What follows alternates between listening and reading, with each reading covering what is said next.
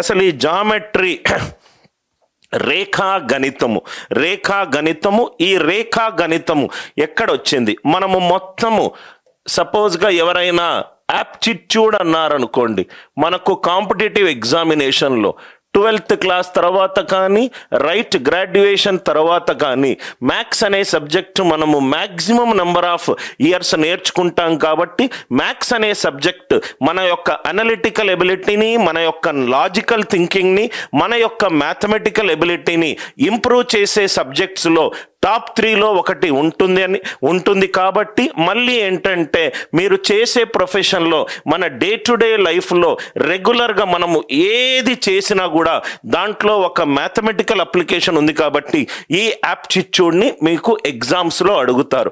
మనం యాప్టిట్యూడ్ అని అన్నామంటే యాప్టిట్యూడ్ అనే ఒక వృక్షానికి కొన్ని కొమ్మలు ఉన్నాయి. దాంట్లో దీంట్లో సబ్ చాప్టర్స్ కొన్ని ఉన్నాయి. ఆ సబ్ చాప్టర్స్ ఏంటంటే ఫస్ట్ థింగ్ నంబర్ సిస్టమ్ అంటే సంఖ్యా వ్యవస్థ. దీంట్లో మనము ప్రతిదీ కూడా కొన్ని సంఖ్యలతోటి కొన్ని అంకెలతోటి మనము రిప్రజెంట్ చేస్తాం. దేన్నైనా మనము అంకెలతోటి మనము రిప్రజెంట్ చేస్తే దాన్ని మనము నంబర్ సిస్టమ్ అనే చాప్టర్ అన్నాం. System of representation using numbers, సపోజ్గా ఇద్దరు వ్యక్తులు తెలుగునాట్లో పుట్టిన ఇద్దరు వ్యక్తులు, వీడికి తెలుగు అర్థమవుతుంది అండ్ మాట్లాడగలుగుతాడు, వీడికి తెలుగు అర్థమవుతుంది వీడు మాట్లాడగలుగుతాడు. ఈ ఇద్దరు యూజ్ చేసే కామన్ లాంగ్వేజ్ తెలుగు. అలానే నంబర్ సిస్టంలో it's a language of expression. ప్రతిదీ మనము వీడికి నంబర్స్ అర్థమవుతాయి, అంకెలు అర్థమవుతాయి, వీడికి అంకెలు అర్థమవుతాయి. వీడు క్వశ్చన్ అంకెల్లో ఇస్తాడు, వీడు ఆన్సర్ అంకెల్లో ఇస్తాడు. ఏదైతే మనము ఒక సిస్టమ్ని న్యూమరికల్ వాల్యూస్ తోటి డినోట్ చేస్తామో దాన్ని మనము నంబర్ సిస్టమ్ అని అన్నాం. నంబర్ సిస్టమ్ అంటే ఇక్కడ మనము కొన్ని అంకెలు యూస్ చేస్తాము. అంకెలను ఫామ్ చేసి మనం గ్రూప్ చేసి సంఖ్యలను యూస్ చేస్తాం. అంటే ఇక్కడ 1 2 3 4 5 6 7 8 9 ఇలా యూస్ చేస్తాం. 1 2 3 4 5 6 7 9 సపోజ్గా ఒక ప్లేస్లో ఇద్దరికి నంబర్స్ అర్థమవుతాయి, దాన్ని మనము సంఖ్యా వ్యవస్థతో చేస్తాం. ఆ ప్లేస్ నుంచి మనం ఇంకో ప్లేస్కి వెళ్ళాం. ఆ ప్లేస్లో వాడికి అసలు అంకెలే అర్థం కావట్లేదు. అంటే మనము సపోజ్గా తెలుగునాటు ఉన్నప్పుడు తెలుగు మాట్లాడగలుగుతాము, తెలుగు రాయగలుగుతాము, తెలుగు చదవగలుగుతాం. మనం సపోజ్గా మనం ఇంకో ప్లేస్కి వెళ్ళాం, హర్యానాకి వెళ్ళాం, అక్కడ తెలుగు మాట్లాడారు, వాళ్ళు యూస్ చేసే ఇంకొక భాష ఆ లోకల్ లాంగ్వేజ్. అలానే మ్యాథమెటిక్స్లో ఇంకో రిప్రజెంటేషన్ ఉంది. అది ఏంటి అనంటే వేరియబుల్స్, చరరాశులను యూస్ చేసి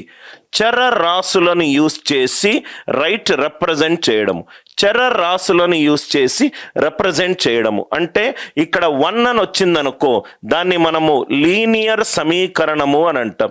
ఇక్కడ 2 అని వచ్చిందనుకో దాన్ని మనము క్వాడ్రటిక్ సమీకరణము అని అంటాం. ఇక్కడ 3 అని వచ్చిందనుకోండి దాన్ని మనము క్యూబిక్ సమీకరణము అని అంటాం. ఇదేంటి? ఒక రిప్రజెంటేషన్. ప్రతి ఒక్కటి న్యూమరికల్ వాల్యూస్ ద్వారా రిప్రజెంట్ చేస్తే దాన్ని మనము నంబర్ సిస్టమ్ అని అంటాం. ప్రతి ఒక్కటి చరరాశులతోటి ఎక్స్ప్రెస్ చేస్తే అది ఇంకో రిప్రజెంటేషన్, దాన్ని మనము ఆల్జీబ్రా అని అన్నాం. మనము తెలుగునాట నుంచి హర్యానా దగ్గరికి వెళ్ళాం. ఇటు నుంచి మనము ఇంకో ఫారిన్ కంట్రీకి వెళ్ళాం. అక్కడ ఇండియాలో ఉన్న ఏ లోకల్ లాంగ్వేజ్ కాకుండా ప్రాబబ్లీ వాళ్ళు ఫ్రెంచ్ మాట్లాడుతున్నారు. సో కాబట్టి అక్కడ ఇంకో రకంగా కమ్యూనికేషన్ చేస్తున్నారు. అలానే మ్యాథమెటిక్స్లో కమ్యూనికేషన్ చేసే ఇంకో చాప్టర్ పేరు ఏంటంటే జామెట్రీ. రెండోది ఆల్జీబ్రా, మూడోది జామెట్రీ. ఇది కూడా జామెట్రీలో ప్రతి ఒక్కటి మనము డయాగ్రామ్స్ ద్వారా రిప్రజెంట్ చేస్తాం.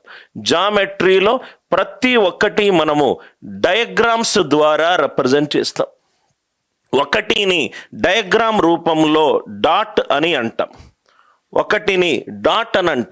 అదే రెండు డాట్స్ ఇక్కడ పెట్టుకుంటే లైన్ అని అంటాం. అంటే ఏదైతే మన నంబర్ సిస్టంలో 3 అనే అంకె ఉందో దాన్ని జామెట్రీలో ట్రయాంగిల్ అని సంబోధిస్తాం.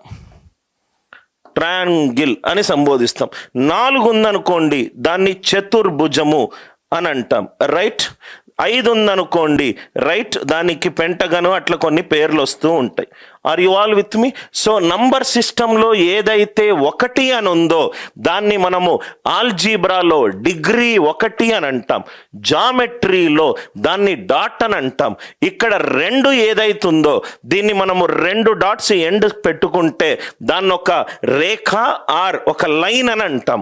ఇక్కడ 3 అని పెట్టుకుంటే దీన్ని త్రిభుజం అంటాం. ఇక్కడ 4 అని పెట్టుకుంటే చతుర్భుజం అంటాం. ఇంకొక రిప్రజెంటేషన్ మనం డే టు డేలో యూజ్ చేసే ప్రతి ఒక్కటి అది అరిథమెటిక్. ఇది మన రెగ్యులర్ డే టు డే లైఫ్లో బిజినెస్ మ్యాథ్స్ అని కూడా అనుకుంటాం. అంటే మనం ఈ అరిథమెటిక్ టాపిక్లో ప్రతి ఒక్కటి రెగ్యులర్గా యూజ్ చేసేది. క్రికెట్ మ్యాచ్లో యావరేజ్ బ్యాట్స్మెన్ రన్స్ ఎన్ని, బౌలర్ ఎంత స్కోర్ చేశాడు, ఒక షాప్కి వెళ్ళి ట్రాన్సాక్షన్ చేశాం, ఎంత ప్రాఫిట్ వచ్చింది, ఎంత లాస్ వచ్చింది, బ్యాంక్కి వెళ్ళి లోన్ తీసుకున్నాం, ఎంత ఈఎంఐ పే చేయాలి, దాని తర్వాత ఒక మనిషికి మనకు తెలిసిన పర్సన్కి ప్రతి నెల ఒక ఫిక్స్డ్ వడ్డీతోటి డబ్బులు ఇచ్చాము, అది సింపుల్ ఇంట్రెస్ట్. ఒక ప్లేస్ నుంచి ఇంకో ప్లేస్కి వెళ్తున్నాను, రైట్, ఎంత వేగంతో వెళ్తున్నాను, ఎంత దూరంతో వెళ్తున్నాను, ఎంత తొందరగా రైట్ నేను చేరాలి, ఒక పనిని చేస్తున్నాను, నేను ఒక పనిని 30 యూనిట్లో చేస్తే నాతో పాటు ఆఫీస్లో ఇంకో 2-3 ఉన్నారు, ఎంత టైంలో పని అయిపోతుంది. ఒకడు వారం రోజులు పనిచేసేటప్పుడు 3 రోజుల తర్వాత వాడికి ఆరోగ్యం బాగలేదు, వాడు పనిని ఆపేశాడు, అప్పుడు ఇంకో మనిషిని తీసుకున్నాను. కొంతమంది ఆఫీసులో బాయ్స్ అండ్ గర్ల్స్ ఇద్దరు ఉన్నారు, ఒక బాయ్ చేసే పని ఇద్దరు రైట్ అమ్మాయిలు అదే ఎఫిషియన్సీ తోటి చేస్తారు. అలా మనము ఊహించుకొని డే టు డేలో యూజ్ చేసే ప్రతి బిజినెస్ అప్లికేషన్ని మనము అరిథమెటిక్ అని అంటాం. దాంట్లో మీరు ఏ టాపిక్ తీసుకున్నా మనకు రెగ్యులర్ డే టు డే లైఫ్లో అది మనము ఇంప్లిమెంట్ చేస్తూ ఉంటాము. డే టు డే లైఫ్లో ఇంప్లిమెంట్ చేస్తూ ఉంటాం. అది మనకు ప్రాఫిట్ లాస్ అండ్ డిస్కౌంట్ కావచ్చు, కాంపౌండ్ ఇంట్రెస్ట్ కావచ్చు, టైం స్పీడ్ అండ్ డిస్టెన్స్ కావచ్చు, టైం అండ్ వర్క్ కావచ్చు, యావరేజెస్ కావచ్చు, 2 మిశ్రమాలు కలపొచ్చు, ఇలా ఏదైనా కావచ్చు. ఇదేంటంటే మనము డే టు డే యూస్ చేసే రైట్ చాప్టర్. ఇది అరిథమెటిక్.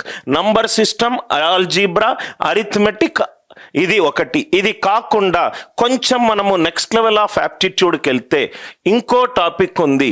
అది దాని పేరు ఏంటంటే కొంచెం అడ్వాన్స్డ్ లెవెల్ ఆఫ్ మ్యాథమెటిక్స్. దాన్ని మనము మోడర్న్ మ్యాథ్స్ అని అంటాం.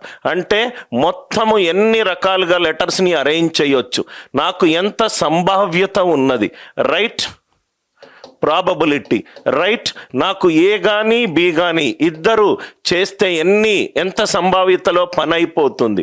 ప్రాబబిలిటీలో మనము సెట్ థియరీ యూస్ చేస్తాం.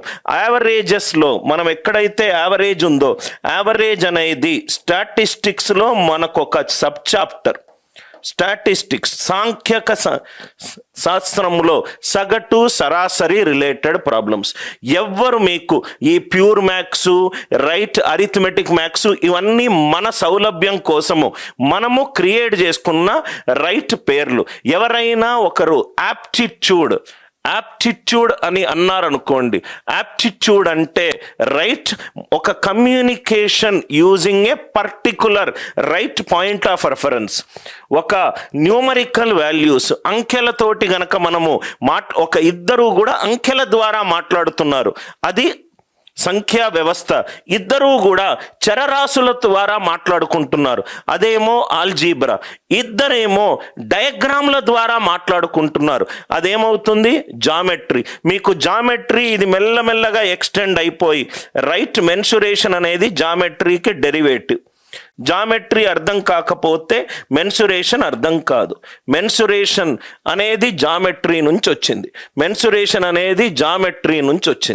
రైట్, మీకు మొత్తం మొత్తం యాప్టిట్యూడ్ ఈ టాపిక్స్లో ఉంటుంది. Number system, algebra, geometry, arithmetic. మనము ఈ రోజు ఫోకస్ చేయాల్సిన కాన్సెప్ట్ ఏంటంటే జామెట్రీ. మనము ఫోకస్ చేయాల్సిన కాన్సెప్ట్ ఏంటంటే జామెట్రీ. ఫస్ట్ పాయింట్ అందరికీ క్లియర్ అయింది కదా సార్, అసలు యాప్టిట్యూడ్ అంటే ఏంటి? రైట్, మనము ఈ బ్రాంచ్ యాప్టిట్యూడ్లో ఉన్న ఈ బ్రాంచ్ని మనము డిస్కస్ చేస్తున్నాం. అంటే మనము చేసే ప్రతి ప్రాబ్లము డయాగ్రామ్ బేస్డ్ అయి ఉంటుంది. డయాగ్రామ్ రూపంలోనే మనం అర్థం చేసుకుంటాము.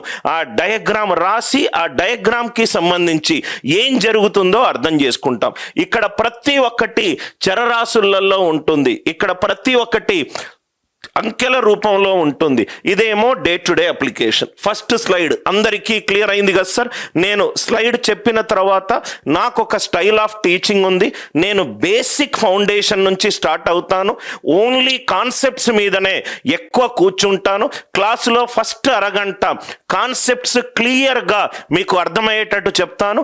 దాని తర్వాత ప్రాబ్లం సాల్వ్ చేసేటప్పుడు ఒక ప్రాబ్లం తీసుకుంటాను. ఆ ప్రాబ్లంలో ఇది అవుతే ఇది అయింది, ఇది కాకపోతే ఏమవుతుంది, ఇది చేంజ్ చేస్తే ఏమవుతుంది, ఆన్సర్ ఆప్షన్లు ఇట్లా ఉంటే ఎలా సాల్వ్ చేయాలి, ఆ మొత్తము క్వశ్చన్లను చేంజ్ చేసుకుంటూ మీకు length of the concept, depth of the concept చాలా డీటెయిల్డ్గా అర్థమవుతుంది. సెకండ్ స్లైడ్కి వెళ్దామా సార్? మనము అందరూ అర్థమైంది కదా. పూర్తి కాన్సన్ట్రేషన్ తోటి క్లాస్ వినండి సార్. మీకు జస్ట్ మీరు నాతోటి టైం స్పెండ్ చేస్తే చాలు సార్. నేను ప్రాబబ్లీ మ్యాథమెటిక్స్ దాంట్లో నేను చేసిన రీసెర్చ్ ఈ కాంపిటేటివ్ ఎగ్జామినేషన్లో చాలా తక్కువ మంది టీచర్లు చేసి ఉంటారు.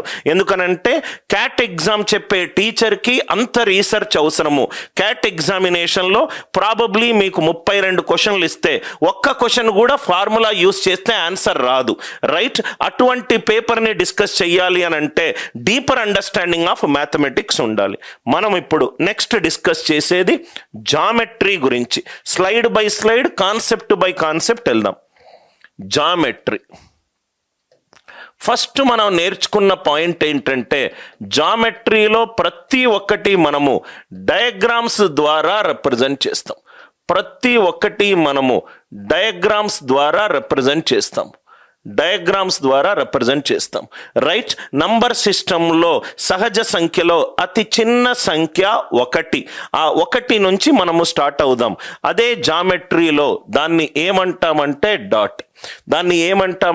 డాట్. అంటే ఇప్పుడు ఈ డిజిటల్ బోర్డు ఉంది సార్, ఈ డిజిటల్ బోర్డులో నేను ఈ ఒక పాయింట్ అంటే నేను పైన కింద పర్పెండిక్యులర్ గీస్తే దీనికి ఇక్కడి నుంచి ఇది కొంత దూరంలో ఉంది, ఇక్కడి నుంచి ఇది కొంత దూరంలో ఉంది. అది మనకు కోఆర్డినేట్ జామెట్రీగా వస్తుంది. ఈ పాయింట్ నేను తీసుకుంటే ఇక్కడి నుంచి ఇది ఎన్ని యూనిట్ల దూరంలో ఉన్నది, పైనుంచి ఎన్ని యూనిట్ల దూరంలో ఉన్నది. అక్కడ మనకు ఎక్స్ కామా వై పాయింట్ అంటే ఇప్పుడు ఈ మొత్తము బోర్డులో సపోజ్గా నేను 12,17 అనే ఒక పాయింట్ ఉంది అని చెప్పాను. దాని అర్థం ఏంటంటే ఇక్కడి నుంచి లెఫ్ట్ సైడ్ ఇక్కడి నుంచి 12 యూనిట్ల దూరంలో ఉంది. రైట్, పై నుంచి 17 యూనిట్ల దూరంలో ఉంది. ఇది 0,0, ఇది ఎడ్జ్ పాయింట్ అనుకుంటే, అంటే మొత్తం ప్లేన్లో డిజిటల్ బోర్డులో ఒక పర్టికులర్ పాయింట్ గురించి చెప్తున్నాను. దాన్ని మనము పాయింట్ అని అన్నాం. రైట్ సార్, నేను ఒక పాయింట్ తీసుకున్నాను సార్. మరి నేను 2 పాయింట్స్ తీసుకుంటే ఇక్కడ ఒక పాయింట్ తీసుకున్నాను, ఇంకోటి ఇక్కడ ఒక పాయింట్ తీసుకున్నాను. ఒక పాయింట్ తీసుకుంటే దానికి ఎక్స్ కామా వై కానీ తెలిసిపోతుంది. ఎక్స్ నుంచి ఎంత దూరం, వై నుంచి. అలా నేను 2 పాయింట్స్ తీసుకున్నాను. ఈ 2 పాయింట్స్ని తీసుకొని ఒక లైన్ కనెక్ట్ చేశాను. 2 పాయింట్స్ని తీసుకొని ఒక లైన్ కనెక్ట్ చేశాను. దాన్నే నేను లైన్ అని అన్నాను. 2 పాయింట్స్ని కనెక్ట్ చేస్తూ ఒక లైన్ గీసాను. 2 పాయింట్స్ని కనెక్ట్ చేస్తూ ఒక లైన్ గీసాను. Are you all with me sir? 2 పాయింట్స్ని కనెక్ట్ చేస్తూ ఒక లైన్ గీసాను. ఇది లైన్ అంటే దీన్ని మనము x1 y1 కనుక అనుకుంటే ఇది x2 y2 అవుతుంది. ఈ 2 పాయింట్ల మధ్యలో ఒక దూరం ఉంది. రెండు పాయింట్ల మధ్యలో ఒక దూరం ఉంది. ఆ దూరం కనుక్కోవడం అంతా కూడా మనము కోఆర్డినేట్ జామెట్రీలో చూద్దాం. ఒక పాయింట్ తీసుకుంటే దాన్ని పాయింట్ అన్నాను. అదే రెండు పాయింట్స్ తీసుకొని దాన్ని కనెక్ట్ చేసామనుకోండి, నేను లైన్ అన్నాను. అదే 3 పాయింట్స్ తీసుకుందాం, దాంట్లో ఒక్క పాయింట్ కామన్గా పెడదాం. ఇక్కడ ఒక పాయింట్, రైట్. ఇది కాకుండా ఇంకో 2 పాయింట్లు తీసుకున్నాను.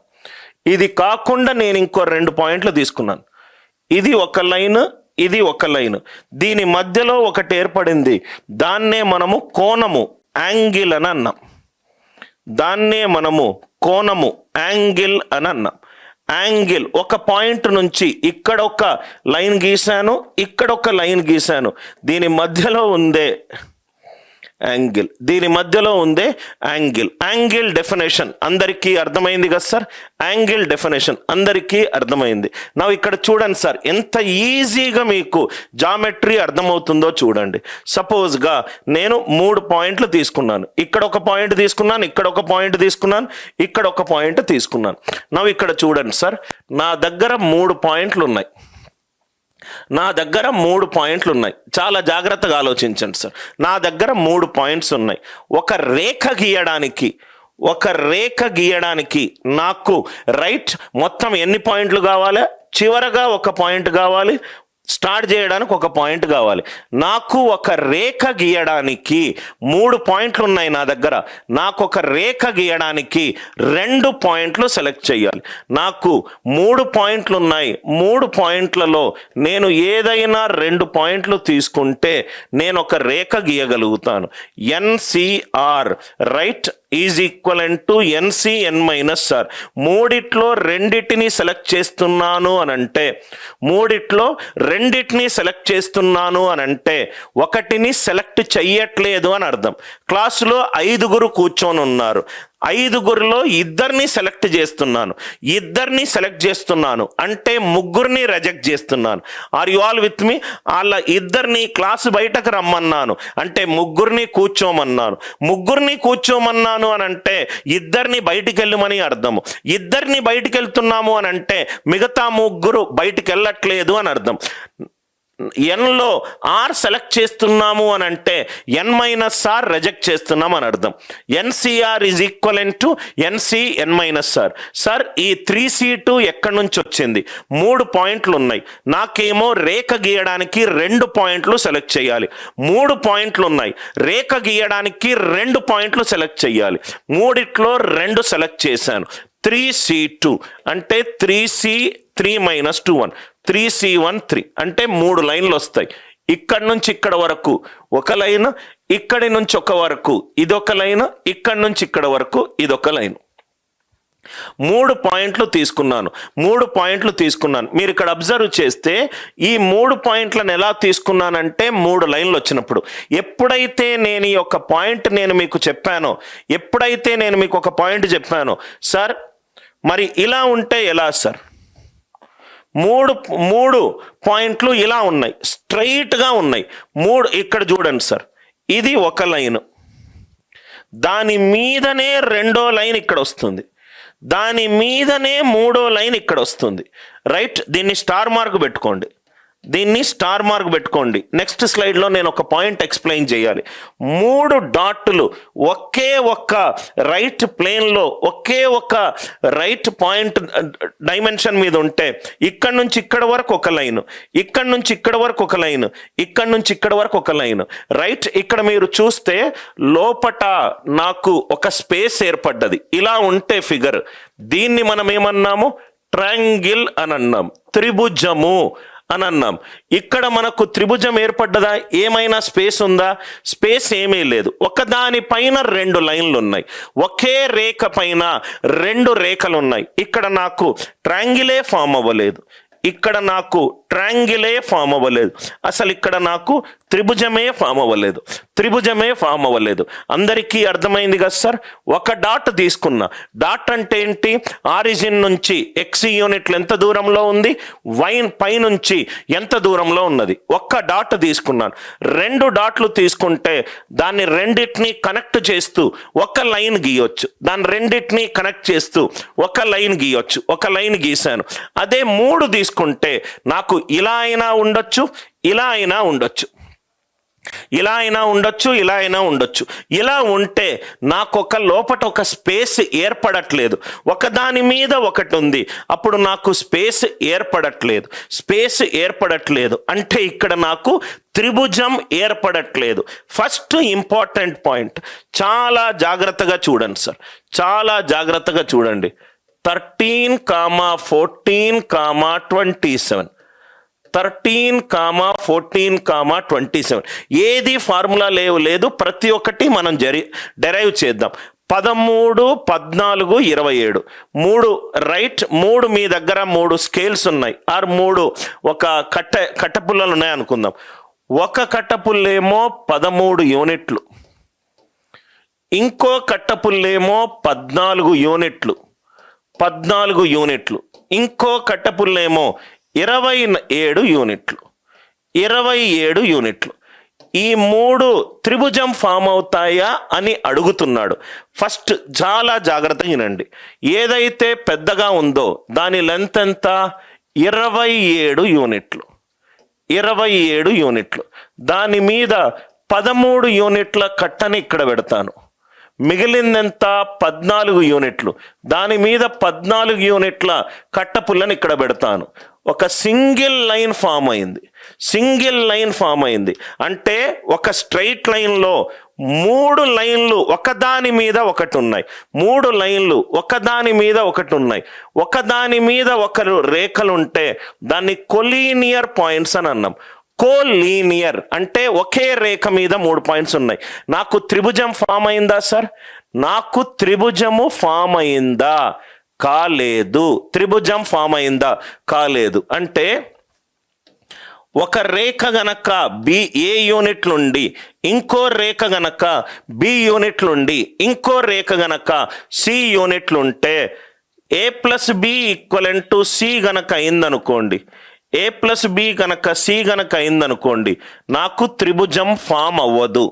ఎందుకో అందరికీ అర్థమైందా? నాకు త్రిభుజము ఫామ్ అవ్వదు. ఎగ్జాక్ట్లీ అందరికీ క్లియర్ అయిందా? ఇంకోటి కూడా చూద్దాం. సపోజ్గా అలానే 13, 1, 14 ఇలా ఉందనుకోండి. 13, 1, 14, 13, 1, 14 ఇది త్రిభుజం ఫామ్ అవుతుందా? త్రిభుజం ఫామ్ అయ్యే ఛాన్స్ లేదు. అందరికీ క్లియర్ అయింది కదా సార్? నవ్ ఇక్కడ 13, 14, 27 ఇదైతే త్రిభుజం ఫామ్ అయ్యే ఛాన్స్ లేదు. నవ్ ఇక్కడ ఇంకోటి ఏంటంటే A+B = C. A+B > C అన్న కావచ్చు, A+B C అయినా కావచ్చు. A+B C అయినా కావచ్చు. C చూద్దాం.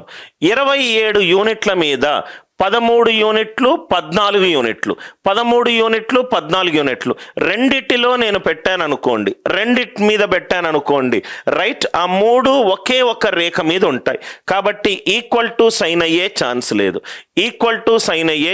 లేదు. సపోజ్గా మీకు A,7,9 ఉందనుకోండి. A,7,9 ఇది త్రిభుజం ఫామ్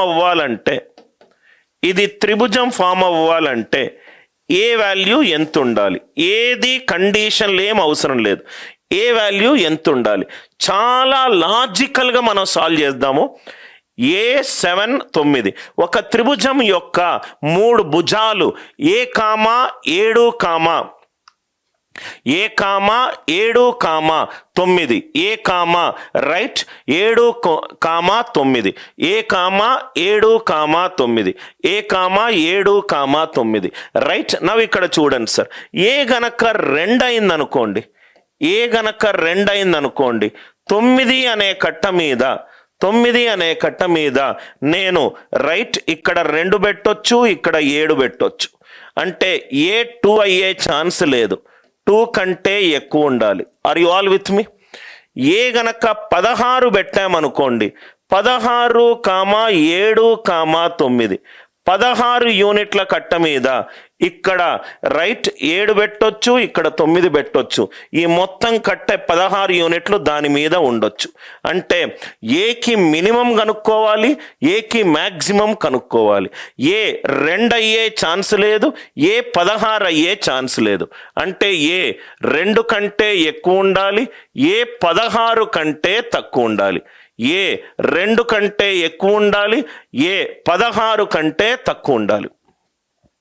ఏ 2 కంటే ఎక్కువ ఉండాలి, 16 కంటే ఎక్కువ ఉండాలి. ఏది ప్రాపర్టీలో మనం మగ్ చేయాల్సిన అవసరం లేదు.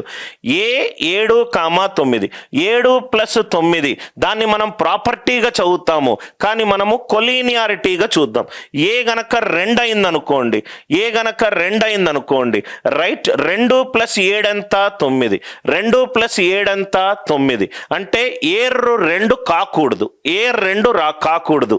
ఏ 2 కాకపోతే ఏ లెస్ దాన్ 2 అవుతుందా, ఏ గ్రేటర్ దాన్ 2 అవుతుందా? అదే కదా సార్ మనకు వచ్చే పాయింట్. ఏ లెస్ దాన్ 2 అవుతుందా, ఏ గ్రేటర్ దాన్ 2 అవుతుందా? ఏ గనక 1 పెట్టుకుంటే 9 యూనిట్ల కట్ట మీద 1 యూనిట్ ఇక్కడ పెట్టొచ్చు, 7 యూనిట్లు ఇక్కడ పెట్టొచ్చు, ఇక్కడ ఖాళీగా ఉండొచ్చు. కాబట్టి ఏ లెస్ దాన్ 2 అయ్యే ఛాన్స్ లేదు. అందరూ ఉన్నారా సార్? ఏ లెస్ దాన్ 2 అయ్యే ఛాన్స్ లేదు. ఖచ్చితంగా ఏ గ్రేటర్ దాన్ 2 అయ్యే ఉండాలి. ఖచ్చితంగా ఏ గ్రేటర్ దాన్ 2 అయి ఉండాలి. ఏ 7, 9 ఒక కట్ట 7 యూనిట్లు పెట్టాను, మళ్ళీ కట్ట 9 యూనిట్లు పెట్టాను. 7 ప్లస్ 9 దాని మీద పెద్ద కట్ట 16 యూనిట్లు పెట్టాను. ఖచ్చితంగా ఒకదాని మీద ఒకటి ఉన్నది. 16 కంటే ఎక్కువైందనుకోండి, పూర్తిగా ఆ వాల్యూ మీద ఉండదు. కాబట్టి ఏ లెస్ దాన్ 16 అయి ఉండాలి, ఏ గ్రేటర్ దాన్ 2 అయి ఉండాలి, ఏ లెస్ దాన్ 16 అయి ఉండాలి. ఏ గ్రేటర్ దాన్ 2 అయి ఉండాలి, ఏ లెస్ దాన్ 16 అయి ఉండాలి. ట్రయాంగిల్లో, త్రిభుజంలో 3 భుజాలు త్రిభుజము ఫామ్ అవ్వాలి అని అంటే దాని ప్రాపర్టీ ఏంటి? అందరికీ అర్థమైంది.